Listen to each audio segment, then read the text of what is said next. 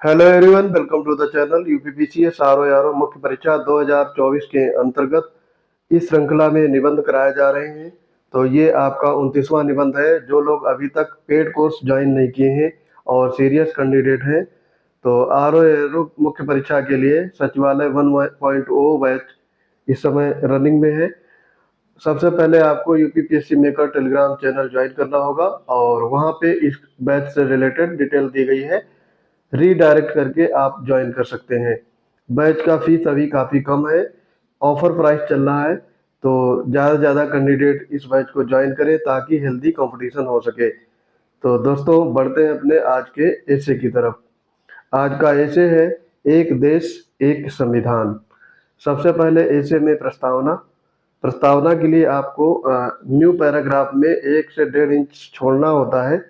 तो कई सारे कैंडिडेट्स को ये सब बातें पता नहीं है और आपको लिखना नहीं है कि ये प्रस्तावना है। आप एक अंडरस्टूड होता है, ये सब चीज़ें लिखी नहीं जाती हैं।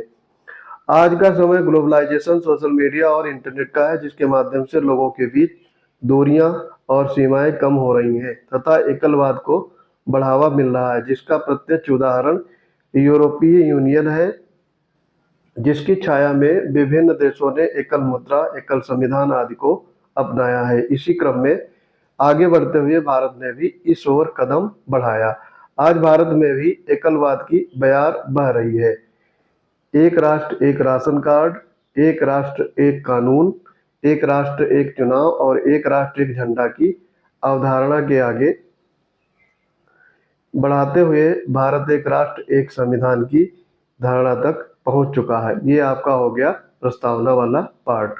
अब मुख्य पार्ट में देखेंगे तो नया पैराग्राफ से स्टार्ट करेंगे और लिखेंगे नहीं। ये एक अंडरस्टैंडिंग आपको डेवलप करनी है कि लिखना नहीं है और एक ही पेन का यूज करना है शुरू से लेकर के अंत तक। 15 अगस्त 1947 को भारत आज़ाद हुआ। आज़ादी के बाद 26 जनवरी 1950 को एक नया संविधान अपनाकर भारत गणराज्य बन गया। इस नए संविधान के माध्यम से भारत ने अपने नागरिकों को अनेक अधिकार दिए, स्वतंत्रता दी तथा लोकतंत्र में भागीदारी का अवसर दिया।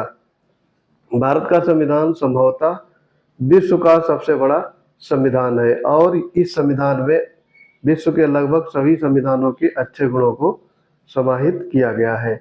अगले पैराग्राफ में मुख्य पार्ट में ही देखेंगे। एक राष्ट्र एक संविधान की अवधारणा की कई विशेषताएं और लाभ हैं।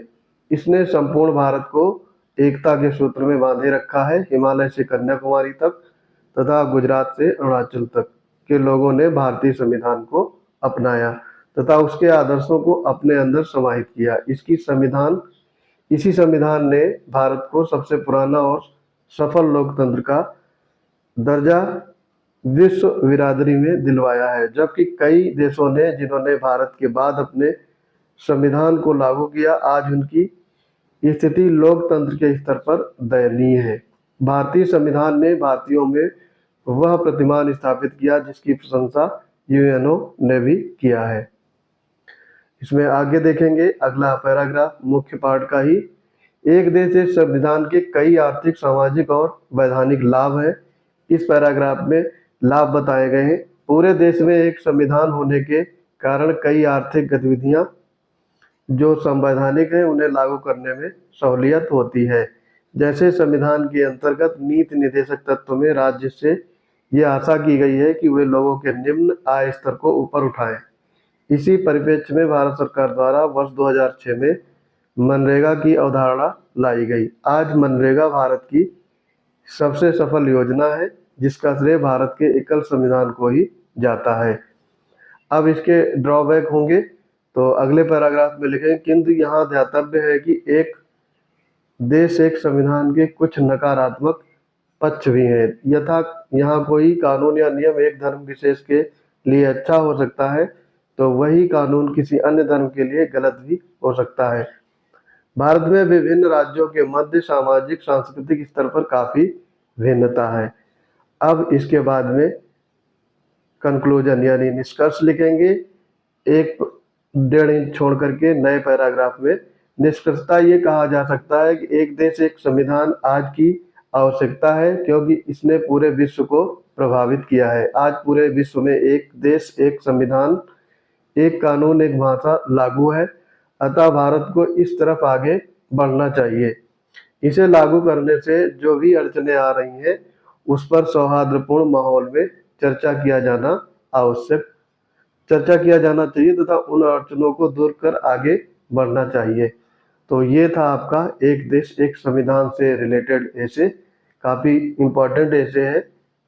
जो लोग पेड कोर्स नहीं ज्वाइन करना चाहते, फ्री में पढ़ना चाहते हैं, तो वो वीडियो देख करके अपने नोट्स बना सकते हैं और फिर उसको एक दो बार पढ़ के अपने ओन वर्ड में लिखने का प्रयास करेंगे, तब भी आपकी तैयारी हो जाएगी और आपके अंदर कॉन्फिडेंस डेवलप होगा ऐसे को लेकर के। तो आई होप ये वीडियो आपको समझ में आ गया होगा। मिलते हैं अगले इंपॉर्टेंट वीडियोज में, तब तक के लिए पढ़ते रहिए। जय हिंद।